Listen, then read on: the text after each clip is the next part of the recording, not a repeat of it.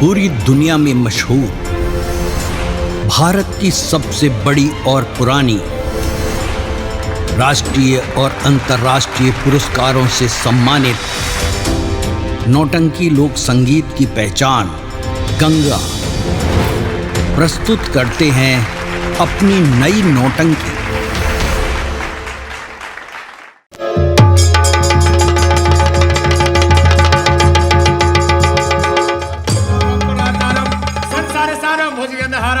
सदा बसंताय रविंदे भवम भवानी सहितम नमामि। द्वार पर कभी गया सामग्री लाने के लिए, अभी तक नहीं आया। ठीक है, मैं कुछ देर का इंतजार करता हूँ, तब तक मंत्र हमारा जारी रहेगा।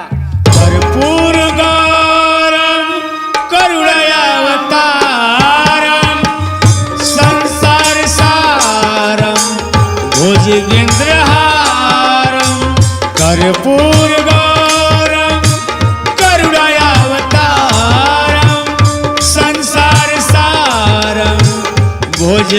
भुजगेंद्रहारं सदा वसन्तं हृदय रवीन्द्रे, सदा वसन्तं हृदय रवीन्द्रे भवं भवानी सहितं नमामि। कर्पूर गौरं करुणयावतारं संसार सारं भुजगेंद्रहारं।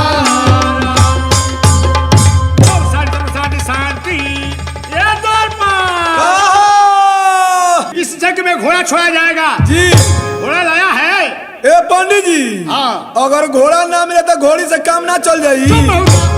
तुमसे ही बताए हैं, हाँ। और तुमको भी बताए हैं, हाँ। यहाँ पर अनेक जगह में तेज तरार दौड़ने वाला घोड़ा चाहिए। जी जी। तुम जाओ और दोनों घोड़ा लेकर आओ। ए पंडित जी, यो काम कर का चले के चिमनी पर से घोड़ा ना मिली नू, हाँ, तो चिमनी पर से खोचर लेके आओ जाए। तेज दौड़ने वाला घोड़ा लगेगा। तेज दौड़े वाला घोड़ा चाहिए, तेज दौड़े वाला घोड़ा। चल घोड़ा ले आओ। जाओ जाओ लेकर आओ। जाते लेके आओ तनी। ओम भूर्भुवः स्वः तत्सवितुर्वरेण्यं भर्गो देवस्य धीमहि धियो यो नः प्रचोदयात्। ओम भूर्भुवः स्वः तत्सवितुर्वरेण्यं भर्गो देवस्य धीमहि धियो यो नः प्रचोदयात्। ओम भूर्भुवः स्वः तत्सवितुर्वरेण्यं भर्गो देवस्य धीमहि। पंडित जी, हाँ। घोड़ा गरम हो गइल बा। ले तू घोड़े के साथ छेड़खानी कर रहा है। कहाँ छेड़खानी कोनी? छेड़खानी मत करो। का करी? छेड़खानी करेगा हाँ। तो इसका दंड मिलेगा। अरे बाबू, इधर लेकर आओ घोड़ा को। इधर लेकर आओ। ओम शांति सर्व शांति शांति। ये कौन सा घोड़ा है? हाई 5 गोड़ का घोड़ा बा पंडित जी। 5 गोड़ का घोड़ा होता है रे? हाँ, 5 गो गोड़ बकरा। कैसे 5 गो गोड़ है? 4 गो से दौड़ता, हाँ। एगो बीचवा में लटकौले बा। कौन है रे? का हो? अरे पूछ है पूछ। अच्छा, उ पूछ हम कहीं लटकौले बा, तुम लोग गोड़े हो। दरबार घोड़ा तो तूने ले दिया। लिया दिल बनी। ये बताओ, का हो? रण क्षेत्र में इस घोड़ा के देखभाल के लिए के साथ में जाएगा कौन? वाह पंडित जी, हाँ। ई कारवा कौनी महाराज, ये रात का द्वारपाल हैं हम। अच्छा, हमारे का छोड़ के क्या जाई? तू जाएगा? हम जाए घोड़ा के साथ। तब तो एक बात है, का बड़ी ही राज की बात है। अगर घोड़ा दौड़ते दौड़ते गरमा जाए, हाँ। तो तुमको थोड़ा घोड़ी बनना पड़ेगा। ये पंडित जी, हाँ। एगो काम बा, रवा बताएंगे और जो घोड़ा दौड़ता तो गरम हो जा। आए कर संगे और जो हमारा घोड़ी बने का पर है, ई बताई के करे एको को बर्दाश्त होई। वो बात मैं नहीं कह रहा हूँ। हाँ। कहने का मतलब, हाँ। कि जैसे बस रखा जाता है, जी, जी। उसके साथ वैसा व्यवहार किया जाता जी। है। तुम जा रहे घोड़ा के साथ, जी, जी। अगर घोड़ा दौड़ते दौड़ते थक जाएगा, जी। वहाँ पे इसके शरीर का मालिश करना है। ए पंडित जी, बोलो। तो रोवे न जाई, आ जब घोड़वा गरमा जाई तो रोवे धो के मालिश करे। हमरो तनख्वाह ले ली रोवे जाई है दे आ धोका मालिश करब जाई। ठीक है द्वारपाल, हां तू स्नान किया है? बे हम ना आइले खिचड़ी का खिचड़ी। तब तो तुमको शुद्ध करना पड़ेगा। हां शुद्ध करना पड़ेगा। पहले इसके काम करो, का? इस घोड़ा को इधर से उधर बैठा दो, तुम इधर आ जाओ। बैठो बैठो, तुमको अच्छा चलो बेटा बड़ा संग में नु जितना चाना खोले बड़ा है दे ओ तना दौड़ाब की दे पीछे तो फर फर फेंक बचाना का कोई। गोपाल, इस घोड़े से छेड़खानी कर रहा है रे तू? हमें कर दे छेड़खानी। तू क्या कर रहा है? फिर सिंह कर रहा है, उसके अंदर सिंह है रे। सिंह ना रे, कान हो। कानवा है, बचा कर बैठो। अच्छा ये कानवा हो?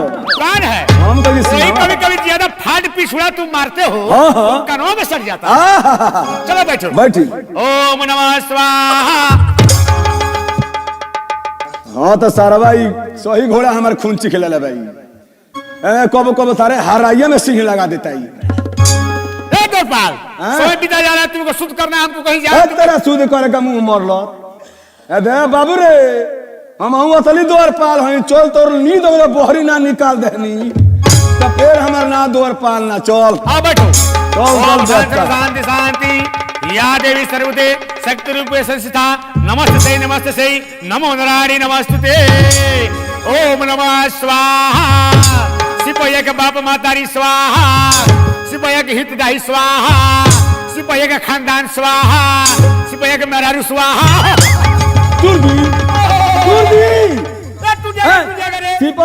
सिपहिया का बाल बचा स्वाहा, सिपहिया का हितनाथ स्वाहा, सिपहिया का खानदान स्वाहा। हाँ तो सारा घोड़ा ही सही हमरा का एकदम हमरा कमजोर बुझले भाई। ना बोलला गुने सारे ही तक दादा ही कबो कबो ऐसा धकिया होता कि हमार दिमाग खराब होता है। दे जितना खोइले बड़ा गेल है आज चोरी ना बहरी फेंकल तो फिर बुझ लिया चलो यार। हम तुमको शुद्ध कर रहे हैं और तुमको मजाक उड़ा रहा है। तेरा सूद का मुंह मर लो। कह रे सारा हराई खराब कर दिला घोड़ा ही। तो क्या हो गया? थोड़ा कान है सट जाता है, सटता तो उसे क्या हो जाएगा? चलो यज्ञ समाप्त हुआ। अच्छा और राजन खड़ा हो जाइए। खड़ा हो जाइए। यज्ञ समाप्त हुआ राजन। अब हमें जो दान देना है हमें दान दे दीजिए, इनाम दे दीजिए ताकि ब्राह्मण दूसरी रास्ता देखे। दरबार जी महाराज, तो एक काम करो, बोली। मेरे ब्राह्मण देवता को दक्षिणा देकर विदाई करो। पंडित जी दाल भात सब्जी होई तीनू खाएब, आखि दही चिवड़ा चीनी होई तीनू खाएब। नाम तो तू अच्छा रख रहा है, लेकिन इशारा कहाँ कर रहा है? मैंने पूछा नहीं कि ई खाएब तीनू की होई खाएब तीनू। ई खाएब तीनू की खाएब तीनू, ये कोई बात हुआ? तू हमसे पूछो। हाँ बोली। कि दाल भात सब्जी ये तीनों खाइएगा या दही चिवड़ा चीनी ये तीनों खाइएगा? तू हाथवा इधर लेकर जा रहा है। तेरा नहीं जाएगा, हम पूछा नहीं रहोगा से। बहुत सन की आदमी है। क्या खा रहे हो? मथा गड़बड़ा गया बबुआ, मार कर डंडा से तुमको लाम कर देगा। ना ना ना ना ना मारे मत। क्या समझता अपने आप को? नहीं कुछ नहीं समझता है। हम कुछ नहीं खाएंगे। चलो खाली हमको इनाम दे दो ताकि हम अपने घर जाए। कुछ ना खाए ना। चली रहो का रूम में ढुका के वही में रखा देता नहीं। चलो महाराज, ये आपका द्वारपाल हमारे साथ बदतमीजी कर रहा है। क्या? ये बोल रहा है कि चलिए पंडित रूम में बंद करके काम करते हैं। तुम मरने के लिए तैयार हो जाओ।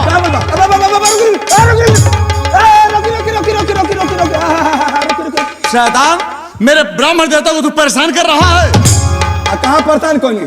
इन्हें दक्षिणा देकर के सम्मान पूर्वक विदा करो मेरे यहाँ से। ए महाराज कहने के पंडित चली रवा के रूम में ढुका देता नहीं, जमो न मन करे तमर रुबा में तो ले ली। चलो नया चिटकी तिवारी, नया चिटकी तिवारी, नया चिटकी तिवारी, हम पंडित तीरा फुटिया के हो नया चिटकी तिवारी, हम पंडित तीरा फुटिया के हो नया चिटकी तिवारी।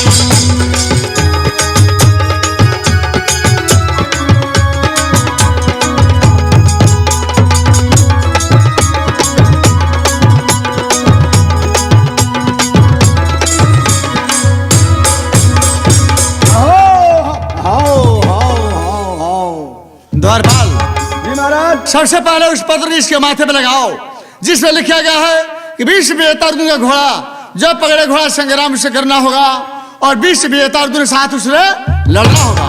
जैसे आज्ञा महाराज। और जहां जहां मैं कह रहा हूं वहां वहां इसे घुमाओ। जैसे द्वारपाल बतिया के सुनो हमार, अरे द्वारपाल बतिया के सुनो हमार, घोड़ा घुमा हो देबा गढ़ बावन में।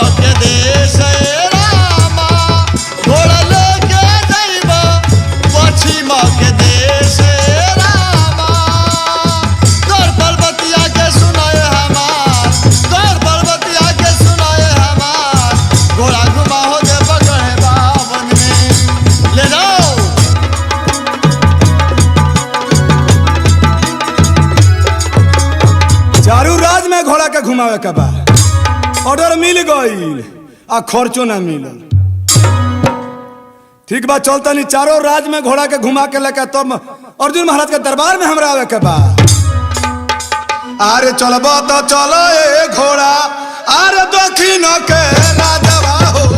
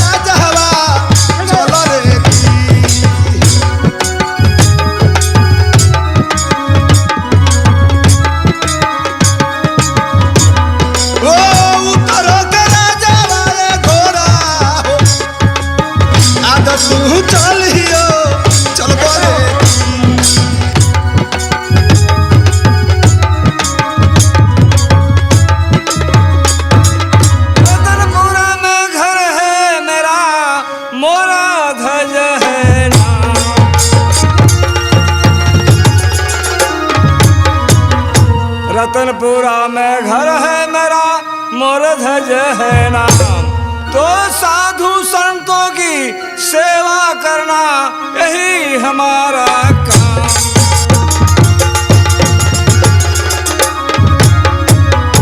मैं हूँ राजा मोरध्वज, बड़ाई है मेरे नाम की। मैं तो कुछ करता नहीं, कृपा है घनश्याम की। साधु संतों का सेवा का फल हाथ आया है, प्रजाओं की मेहरबानी से मैंने ये राज पाया है। द्वारपाल महाराज ये कौन है? जय जयकार है। ये बताओ मेरे प्यारे पुत्र ताम्रध्वज को देखा है? हाँ महाराज, रो ताम्रध्वज के देखनी हो। कहाँ देखा है? देखने जो घूम घूम सैर करतला जंगल में। द्वारपाल तू तो जानता है कि ताम्रध्वज मेरा इकलौता पुत्र है, उसके सिवा इस दुनिया में मेरा कोई नहीं है। जब तक मैं उसे देखता नहीं हूँ तब तक मेरे दिल में चैन नहीं आता है। जब तक मैं उसे भोजन नहीं कराता हूँ तब तक मैं भी भोजन नहीं करता हूँ। इसलिए तुम दौड़ते हुए जाओ, ताम्रध्वज को दरबार में हाजिर करो। ताम्रध्वज दरबार में हाजिर है।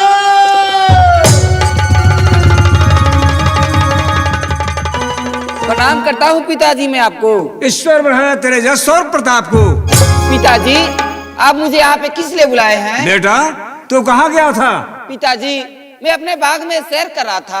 बेटा ये बताओ भोजन कुछ किया है? नहीं पिताजी। तुझे मालूम है कि जब तक मैं तुझे देखता नहीं हूँ तब तक मेरे दिल में चैन नहीं आता है। जब तक मैं तुझे भोजन नहीं कराता हूँ तब तक मैं भी भोजन नहीं करता हूँ। इसलिए चलो हम दोनों मिलकर एक साथ भोजन करें। पिताजी भोजन तो करेंगे, लेकिन उससे पहले मैं एक आपसे बात बोलना चाहता हूँ। क्या कहना चाहता है? तो सुनिए पिताजी, मैं अपने बाग में जब सैर कर रहा था तो मैं सैर करते करते मेरे मन में एक विचार आया। क्या विचार आया? सोचा क्यों ना मैं एक घना जंगल में जाऊं और घना जंगल में जाकर शिकार खेलूं। बेटा तू अपना मुखारविंद से कैसा शब्द निकाला? हाँ पिताजी। तुझे इतना मालूम है कि अपने राज में जीव हिंसा नहीं होती है। बेटा जीव हिंसा करना पाप ही नहीं बल्कि महापाप होता है।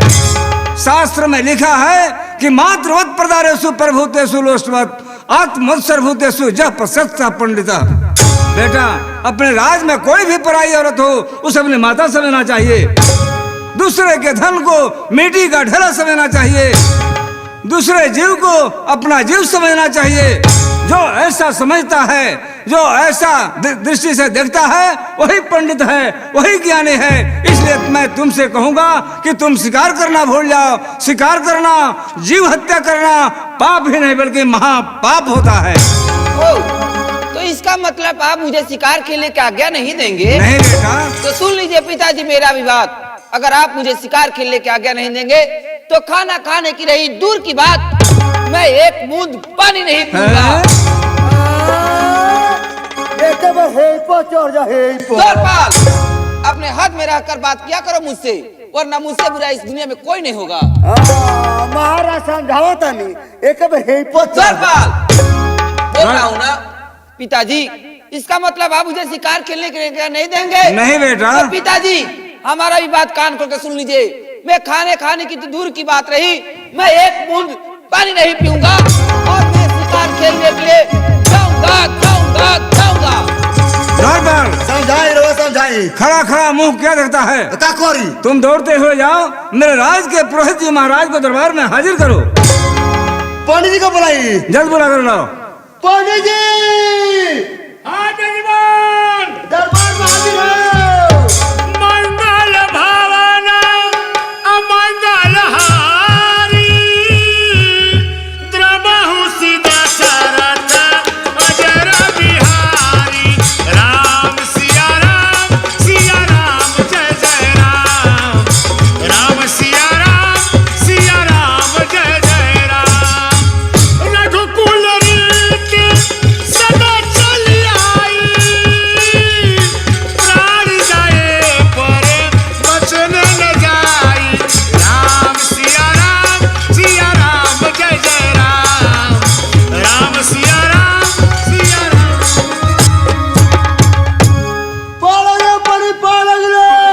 खुश रहो द्वारपाल।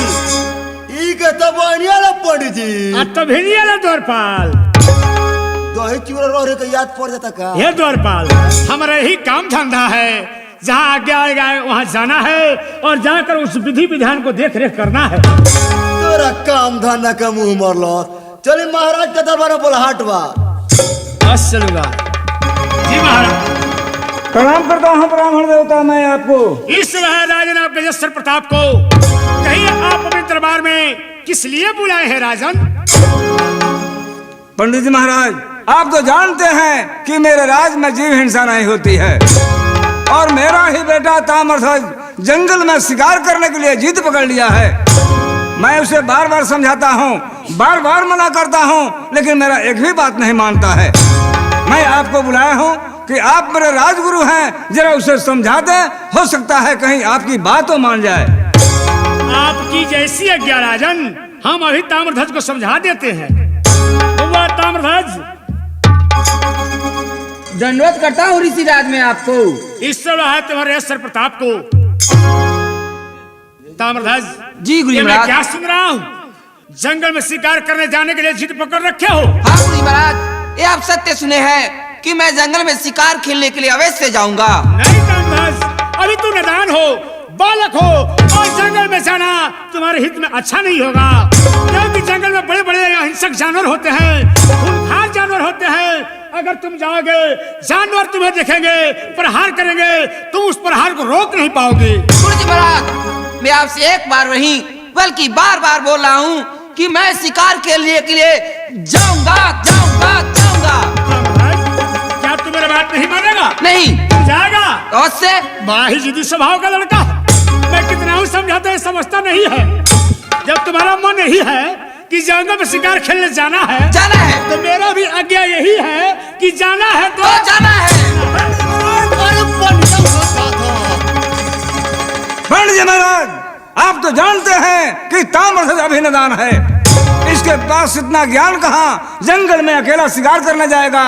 जंगल में बहुत से हिंसक जंतु होते हैं, कहीं इस पर हमला कर दे तो क्या अपने आप को बचा सकता है? बात इतना सोचने की नहीं है। अगर मैं आज्ञा दे दिया हूँ कि बबुआ ताम्रध्वज जाने दीजिए जो शिकार खेलने के लिए तैयार हुए हैं, मैं ऐसे थोड़ी ही कहा हूँ। जब बबुआ जा रहे हैं जंगल में शिकार खेलने, उनके साथ उनके रक्षक लिए मैं स्वयं जा रहा हूँ। क्या आप भी जा रहे हैं? अब मैं उनका अंगरक्षक बनकर तैयार हूँ। तो गुरुदेव, और जब तक ये डंडा हमारा हाथ है और ये ब्राह्मण आपके पुत्र के साथ है, इसका कोई बाल ही बाका नहीं करेगा। गुरुदेव, तो आप इसके साथ में जाएं और जंगल के अंदर ना जाकर के जंगल के बाहर से ही घुमा कर लेकर चले आवें। इसके मन का मनोकामना पूरा हो जाएगा, साथ साथ कुछ शिकार भी हो जाएगा। बस राजन, अब आप जाइए। और यहाँ से हम लोग अब जा रहे हैं जंगल में शिकार करने के लिए। तो मैं चलूं?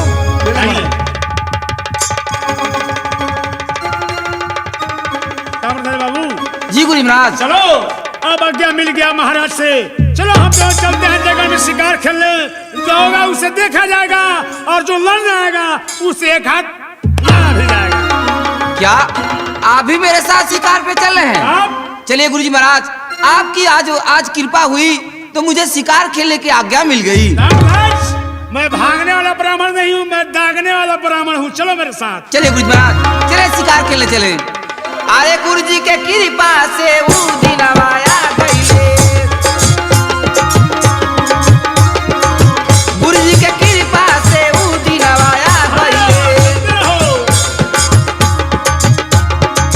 गुरु जी के कृपा से वो दिन आया गईले, गुरु जी के कृपा से वो दिन आया गईले। दूध वाला घोड़ावा जंगल में छोड़ा गईले, घोड़ावा के देखी मोरा मनवा लुभा गईले। गुरु जी के कृपा से वो दिन आया। चलिए